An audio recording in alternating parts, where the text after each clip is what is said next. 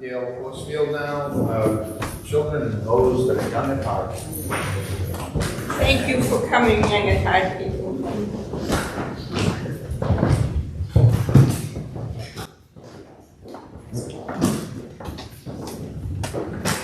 Thank you. Today I have a book called How Full Is Your Bucket? And it says it's for kids, but it's really for all of us.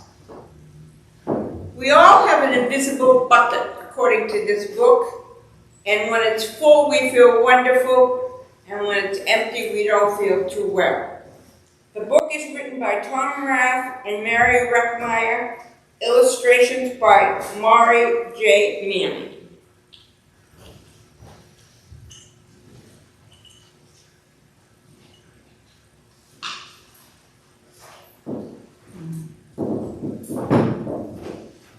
How full is your bucket for kids?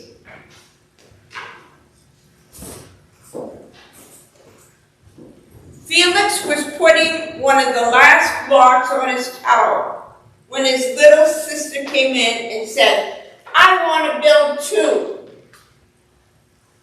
"Go away," said Felix, "you're too little."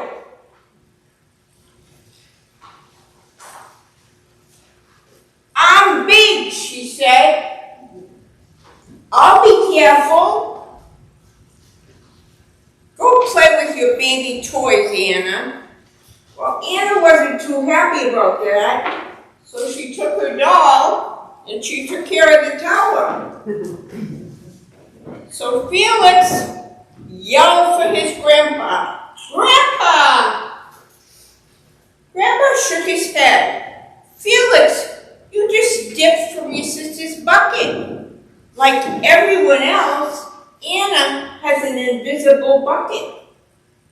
When it's empty, she feels bad, but when it's full, she feels great. Didn't you ever notice your own bucket?" Sometimes Felix just didn't know whether his grandpa was fooling or not. But the next morning, when he woke up, he noticed he had a bucket floating above his head.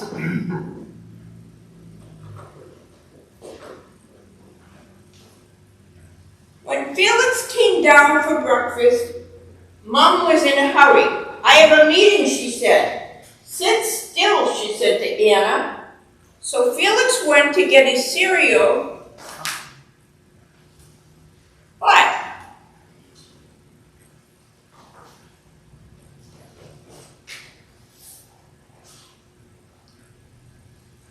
Felix slipped, and Cocoa Puffs went all over the floor. Mom said, "Felix, you should have used the stool. Now get a broom and clean that up before the bus comes."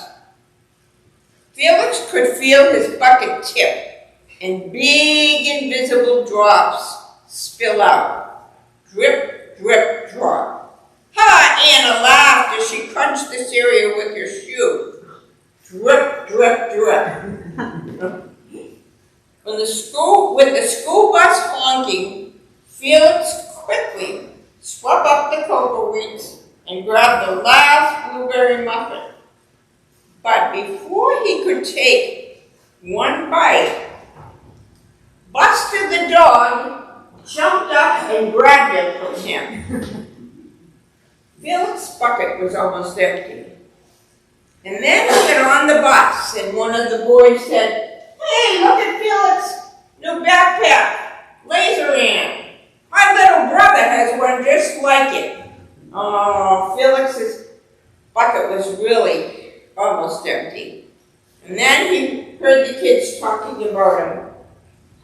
And then a big bully came by and almost knocked him over. Oh, drip, drip, drip was the bucket. It was still morning, and Felix's bucket was almost empty. He slumped down in his seat when he got into his classroom. As he watched his classmates walk into the room, he wished one of them would trip and fall. That's what happens when you have an empty bucket? Felix just slumped more into his seat and waited for something else bad to happen. Mrs. Bumblenickel walked slowly up to his desk and handed him a paper. He could hardly bear to look. "Felix," she said, "you wrote a wonderful story. Would you please share it with the class?" Felix grinned and felt a big drop in his bucket. He stood up to read his story, The Gigantorous Who Wanted a Pet, by me, Felix. The class grew very silent. They all laughed at the right places and booed at the scary parts. When Felix finally read the end, everyone clapped, even Emily, who sat next to him and didn't usually like dinosaurs. Felix felt a whole shower of drops land in his bucket. Maybe the day wouldn't be so bad after all. And a pretty little girl is sitting with him at lunch, and he could feel some more drops in his bucket. And then they go out to recess, and the teacher says, "Team captains today are Veronica and Felix." Oh, more drops in his bucket. And then in art class, the art teacher says, "Nice cow, Felix." And he said, "It's a dog." Well, the teacher says, "Nice colors."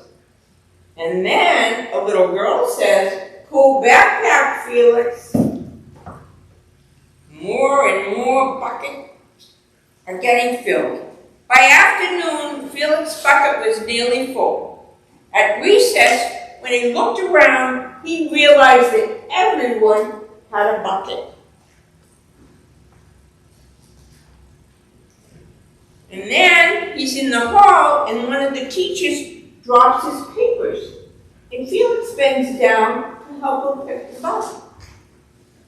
And then a boy drops a ball, and Felix says, "Here's your ball, dude." And the boy says, "Thank you."